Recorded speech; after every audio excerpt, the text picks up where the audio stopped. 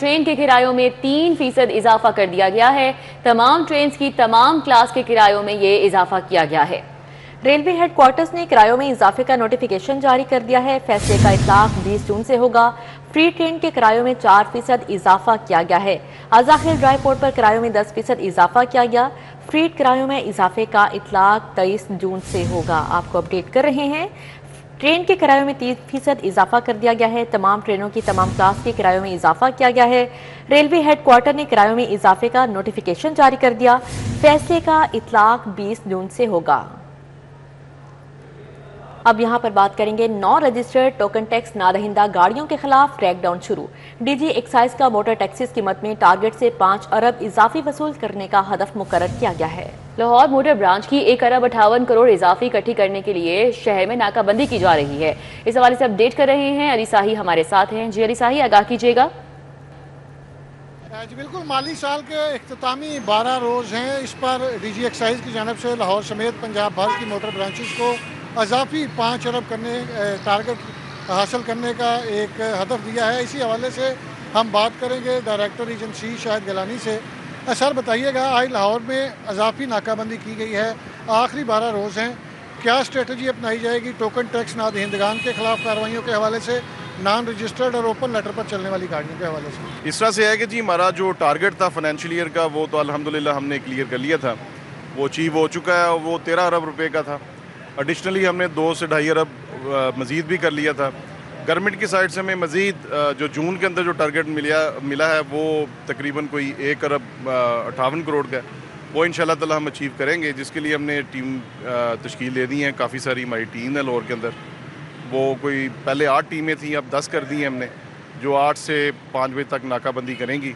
और लाहौर के मुख्तलिफ जो हॉट एरियाज़ हैं वहाँ पे टीमें मेरी रहेंगी।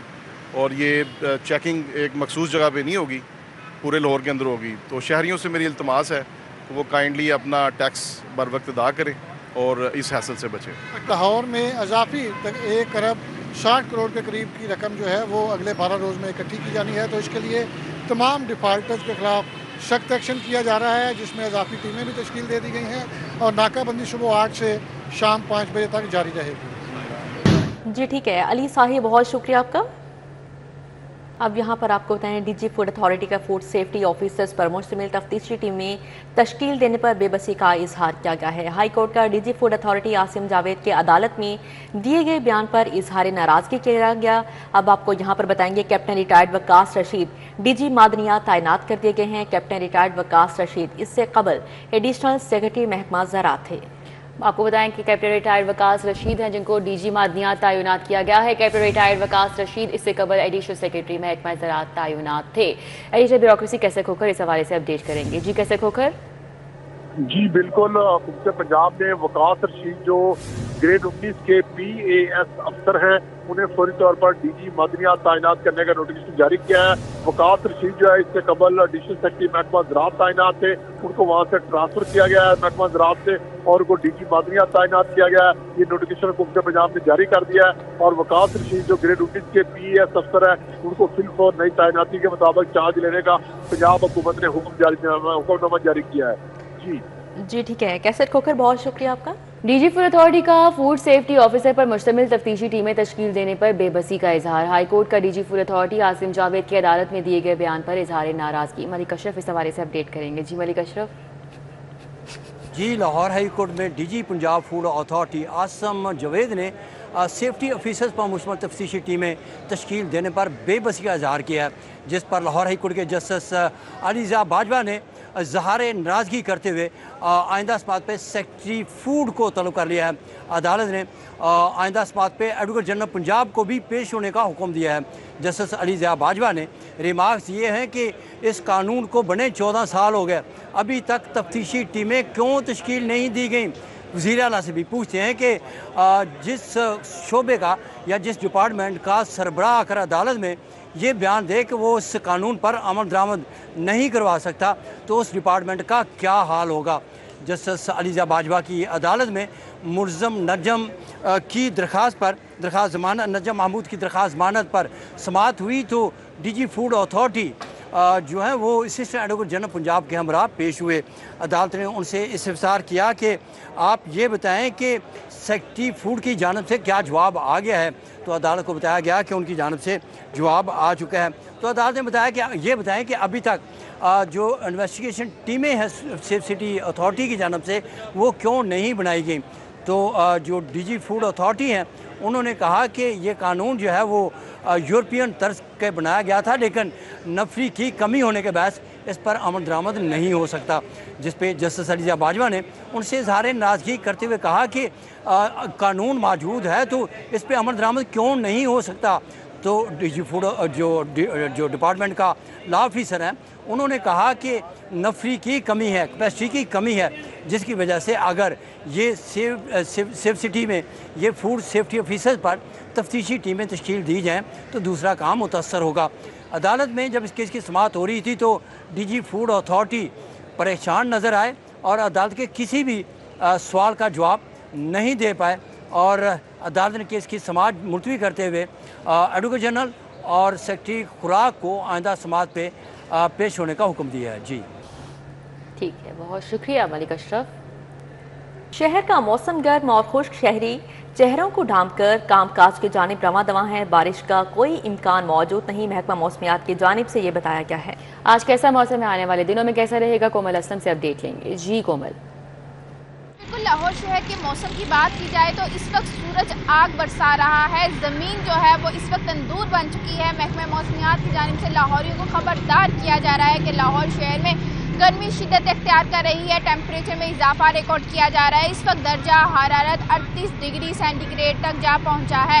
آئندہ 24 گھنٹوں کے دوران لاہور میں بارشوں سے متعلق کوئی امکانات موجود نہیں ہے۔ موسم شدید خشک ہے اور ماہرین موسمیات بتا رہے ہیں کہ لاہور شہر میں رواں 2 سے 3 دن مزید جو ہے وہ شدید گرم رہنے والے ہیں۔ ٹیمپریچر میں واضح طور پر اضافہ ریکارڈ کیا جائے گا، بارش کا کوئی امکان موجود نہیں ہے۔ لاہور یہ سفری احتیاطی تدابیر پر عمل درآمد کو یقینی بناتے ہوئے اپنے کام کاج کی طرف رواں دواں بھی ہیں، لیکن جو شہری احتیاط نہیں برت رہے ان کے لیے ہدایات بھی کی جا رہی ہیں کہ ماسک کا استعمال یقینی بنائیں، چہرے کو ڈھانپ کر گھروں سے باہر نکلیں، کوشش کریں کہ غیر ضروری سفر سے اجتناب کریں، 12 سے 5 کے درمیان خاص طور پر گھروں میں محدود رہیں، غیر ضروری سفر سے جتنا ہو سکتا ہے اجتناب کو یقینی بنائیں۔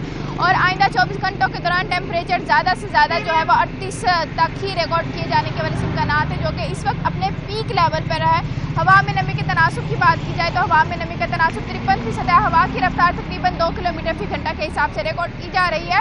فضائی آلودگی کی مجموعی شرح کے حوالے سے بات کریں تو AQI میں بہتری ریکارڈ کی گئی ہے، جس کی وجہ سے لاہور اس وقت آلودہ شہروں کی فہرست میں پہلے سے 5ویں نمبر پر آ چکا ہے، لہٰذا پھر بھی احتیاط کے لیے لاہور کی فضا کو مزید بہتر کرنے میں اپنا کردار نبھائیں۔ جی کومل، بہت شکریہ آپ کا۔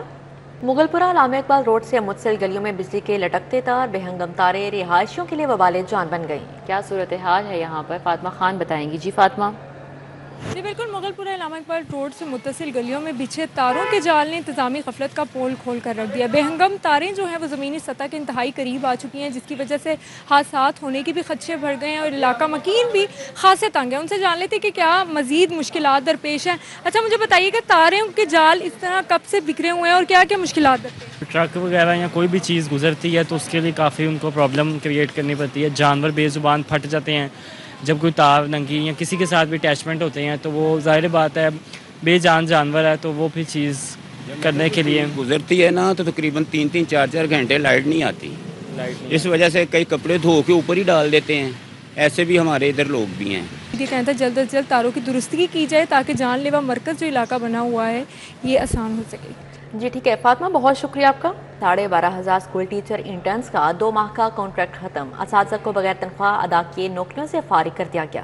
اسکول ٹیچر انٹرنز کو اپریل اور مئی 2 ماہ کے لیے کانٹریکٹ پر رکھا گیا تھا۔ تمام STIs کو متعلقہ اسکول سے تجربے کا سرٹیفکیٹ حاصل کرنے کی ہدایات جاری کر دی گئیں۔ اچھی پرفارمنس دینے والے STIs کو اگلے سال دوبارہ کانٹریکٹ میں توسیع دی جائے گی۔ دوبارہ کانٹریکٹ پر رکھنے کے لیے اسکول ٹیچرز انٹرنز کی اسیسمنٹ لازمی دی جائے گی۔ اسیسمنٹ کے بعد ہی مذکورہ STIs کے کانٹریکٹ پر دوبارہ رکھا جائے گا۔ ذرائع کے مطابق آئندہ سال 25,000 STI بھرتی کیے جائیں گے۔ عارضی اساتذہ نے کہا ہے کہ عید پر 2 ماہ کی یکمشت تنخواہیں دینے کا وعدہ کیا گیا تھا، لیکن تاحال ایک بھی نہیں ملی ہے۔ تنخواہیں فی الفور ادا کی جائیں۔ محکمہ اسکول ایجوکیشن نے کہا ہے کہ 1 ہفتے تک تنخواہیں ادا کر دی جائیں گی۔